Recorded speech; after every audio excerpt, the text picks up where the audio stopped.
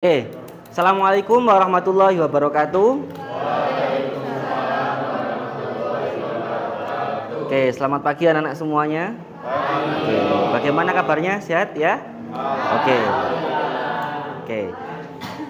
Dahsyat ya. Baik anak-anak, kemarin di pertemuan sebelumnya kita kan sudah membahas terkait dengan sistem peredaran darah beserta dengan gangguan yang terjadi pada sistem tersebut ya. Ada yang masih bisa mengingat nggak kemarin gangguan apa yang kita bahas? Silakan, ada yang mau angkat tangan? Apa Ibrahim kemarin yang kita bahas? Gangguan jantung, terus gangguan irama jantung yang kacau. Good, bagus ya. Jadi kemarin kita membahas terkait dengan penyakit serangan jantung ya. Kemarin juga kita bahas salah satu pertolongan pertama yang bisa diberikan adalah dengan memberikan yang namanya CPR ya. Good, bagus. Nah, hari ini kita akan membahas terkait dengan sistem ekskresi. Namun sebelum kita masuk ke materinya, kita mulai dulu pembelajaran kita pada pagi hari ini dengan berdoa. Silakan Damar Wulan bisa dipimpin berdoa. Pada siap gerak, berdoa sesuaikan kita masing-masing. Dimulai.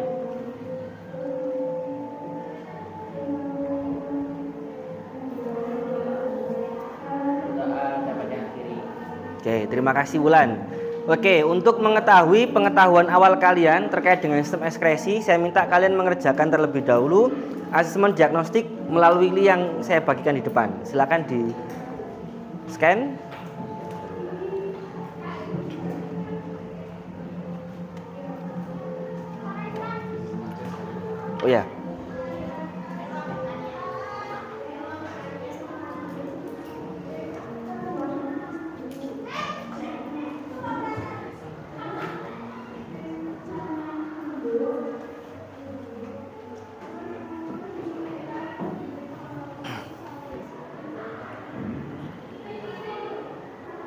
Bisa?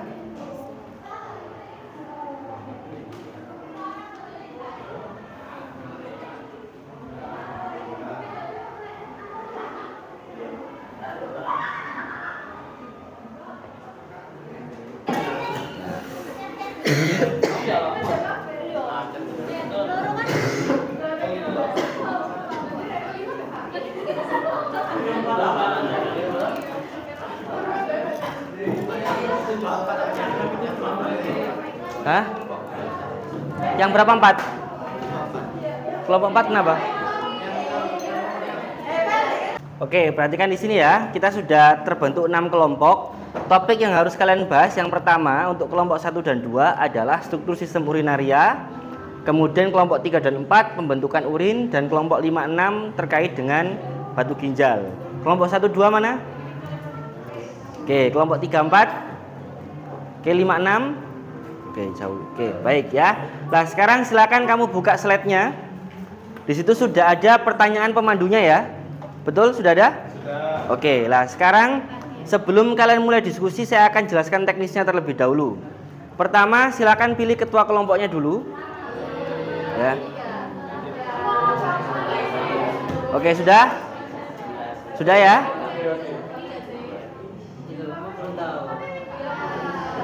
Ya, sudah terbentuk ya. Kemudian sekarang silakan di masing-masing slide itu kan ada 3 pertanyaan ya. Silakan dibagi dulu pertanyaannya. Berarti satu pertanyaan bisa 2 orang. Silakan ketua kelompok bisa membagi dulu pertanyaannya.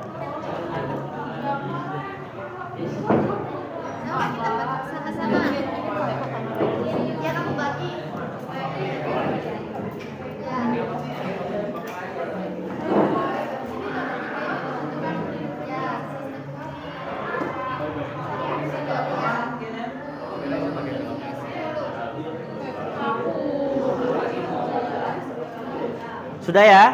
Sudah dibagi? Lah sekarang karena nanti kan ada 3 kelompok yang akan presentasi ya. Lah kita nggak tahu siapa nanti akan kita undi. Jadi pastikan juga ada 1 orang yang sudah kamu siapkan sebagai presenter di setiap kelompok ya.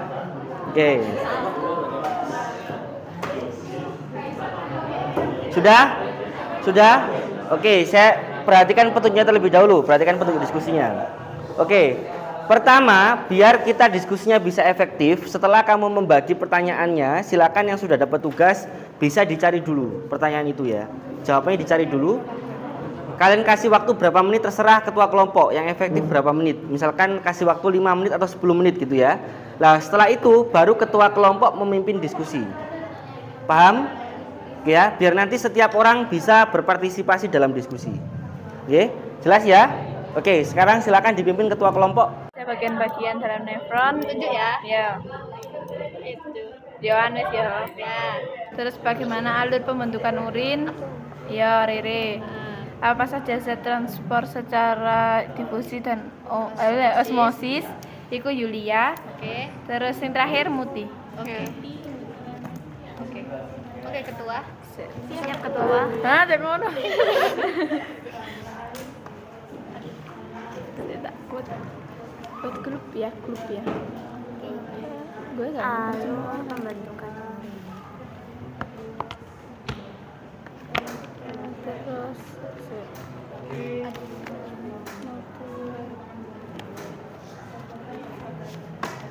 itu bagian nefron. Nefron itu apa?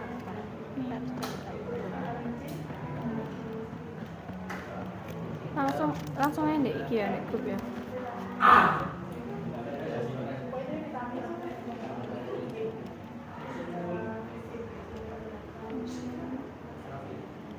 Bagian ginjal yang terletak di sepanjang korteks. Nefron adalah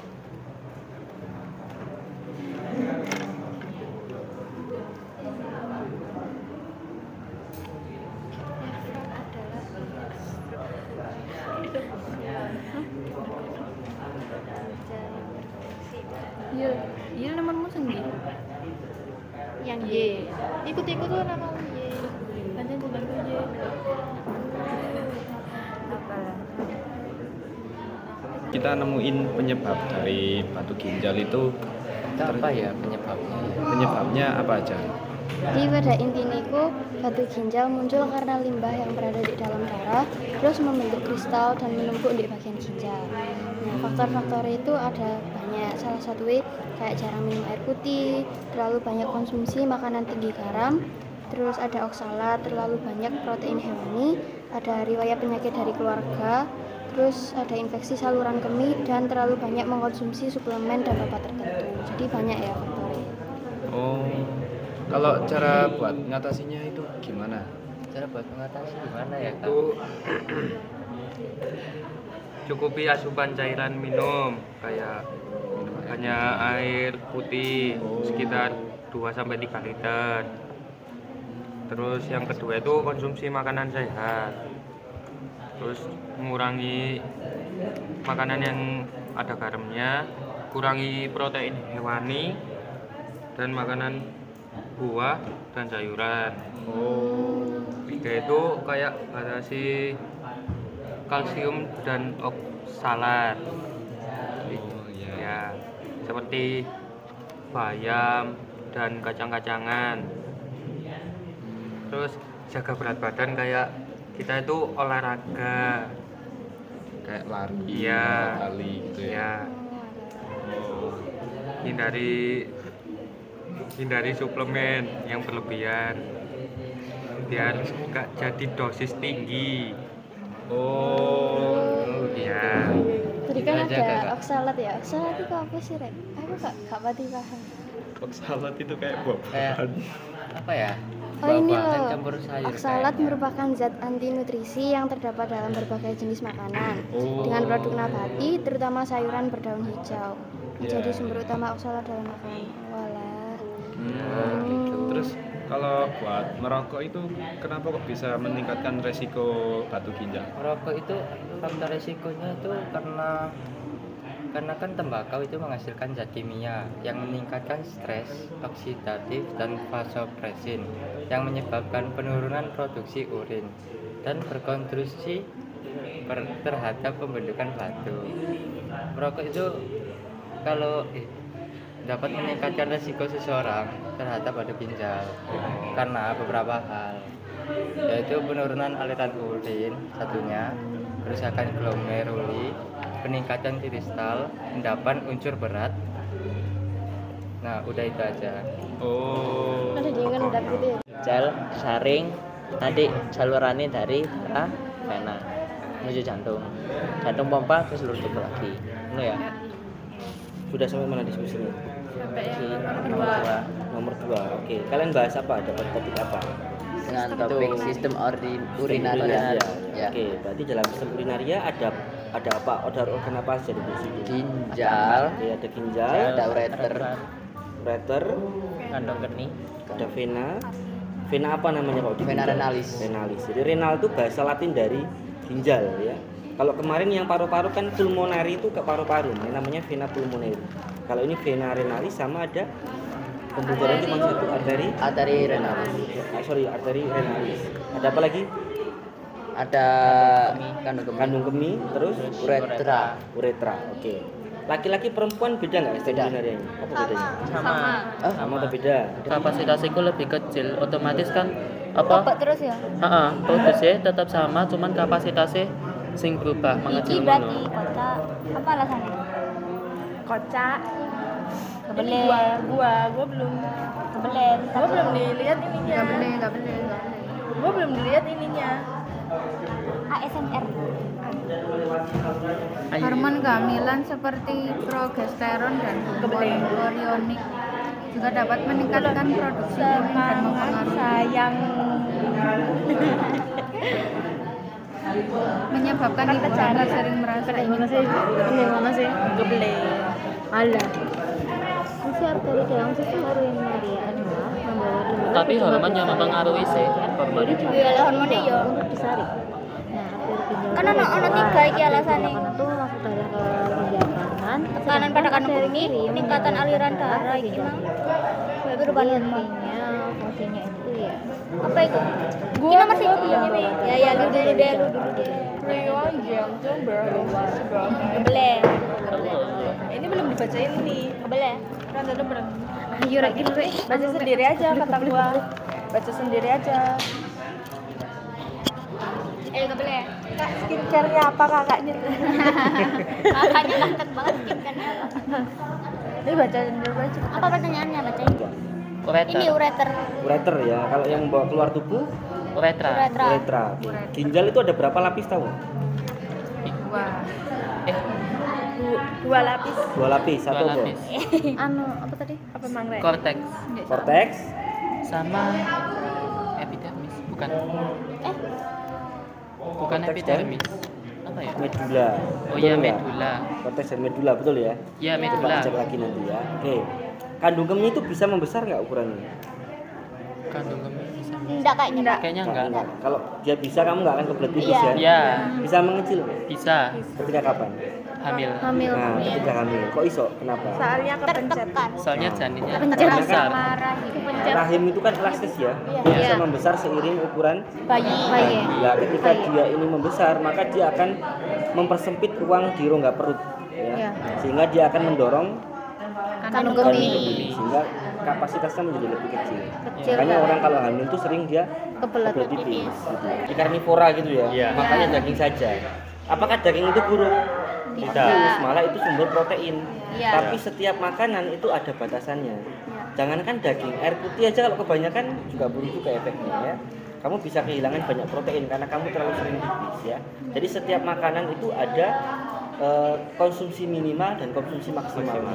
Jadi tidak boleh berlebih ya. Oke, bagus. Terus kemudian selain penyebab apa yang saya tanyakan di sini?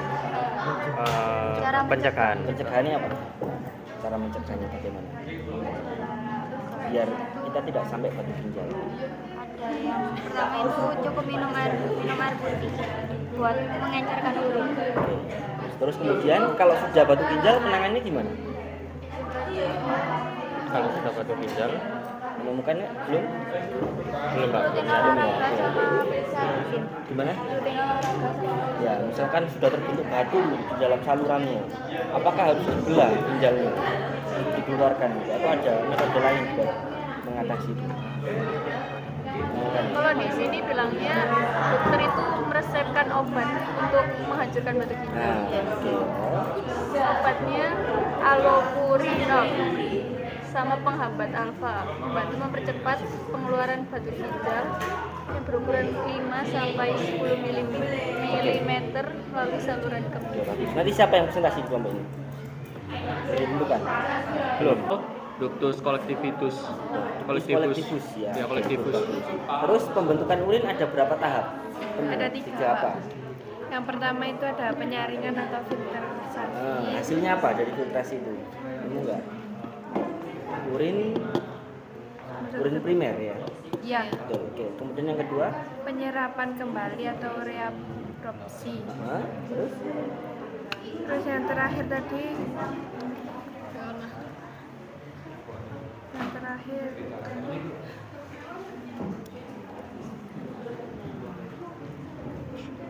pengumpulan atau augmentasi.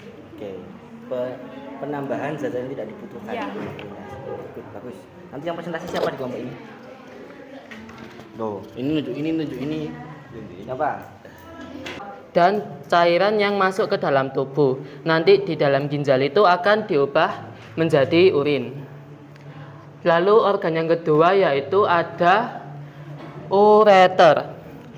Fungsinya yaitu untuk membawa urin yang sudah dibuat di ginjal menuju kandung kemih. Lalu organ yang ketiga yaitu kandung kemih, yaitu tempat menampung sementara urin sebelum dikeluarkan oleh tubuh. Lalu organ yang keempat yaitu uretra, yaitu saluran yang membawa urin dari kandung kemih keluar tubuh. Untuk pertanyaan kedua, apa fungsi vena dan arteri dalam sistem urinaria? Fungsi vena dalam sistem urinaria adalah untuk membawa darah yang disaring oleh ginjal kembali ke jantung. Dan fungsi arteri dalam sistem urinaria adalah membawa darah yang mengandung oksigen dari jantung ke ginjal untuk disaring. Kenapa darah harus disaring? Karena untuk menghilangkan zat sisa metabolisme dan cairan lebih yang tidak diperlukan oleh tubuh. Lalu yang ketiga, mengapa orang hamil lebih sering buang air kecil? Karena di dalam tubuh wanita hamil terdapat janin. Nah, janin itu kan sifatnya elastis. Ya, rahimnya. Nah, janin itu semakin seiring bertambahnya waktu itu juga semakin besar. Jadi itu menekan organ yang ada di dalam tubuh, termasuk kandung kemihnya juga. Nah, kandung kemih itu kapasitasnya itu yang awalnya cukup besar, karena hamil dan tertekan, jadinya kapasitasnya kandung kemih itu jadi semakin kecil, sehingga wanita hamil itu lebih sering buang air kecil. Selain itu, di dalamnya inilah namanya adalah glomerulus, tempat terjadinya proses filtrasi. Oke, kemudian dia akan melalui saluran yang berliku-liku. Kamu sebut apa tadi? Itu tubulus proximal. Oke, mana tubulus proximal? Mana? Oke. Kalau lengkung Henle yang mana? Lengkung Henle yang ini.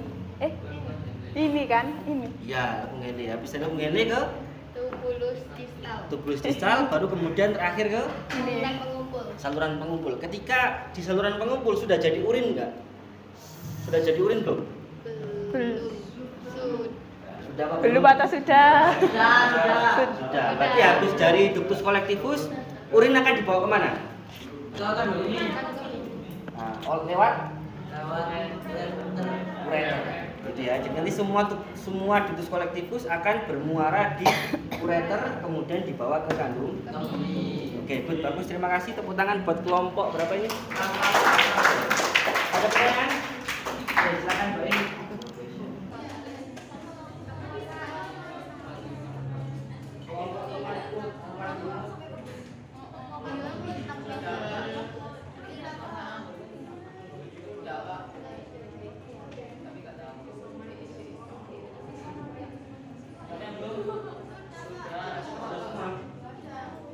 Ini yaitu tentang batu ginjal.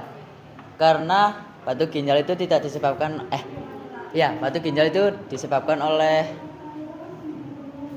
perokok juga. Ya. Mungkin kebanyakan orang tahu itu rokok itu cuma menyebabkan sesak nafas atau kayak paru-parunya kotor gitu. Ya ternyata di ginjal juga ngaruh karena mempengaruhi peredaran darah manusia. Ya. Terima kasih. Oke ya. Mungkin ada satu hal lagi yang perlu saya garis bawahi ya.